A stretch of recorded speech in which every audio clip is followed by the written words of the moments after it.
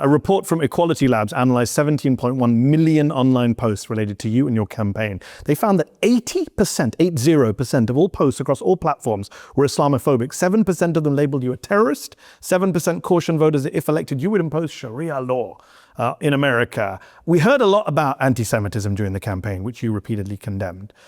We heard a lot about that from mainstream media, even from Democratic Party leaders, but not about Islamophobia, which has been totally mainstreamed in our politics and online.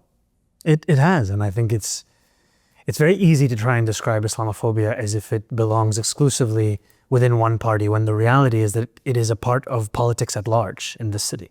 And this report was honestly, it's one thing to go through something. It's another thing when you read a comprehensive study of that experience and to see just the immense scale of this kind of rhetoric and the distance it can travel. It also is an insight into what passes for political leadership in this moment across the city and across this country.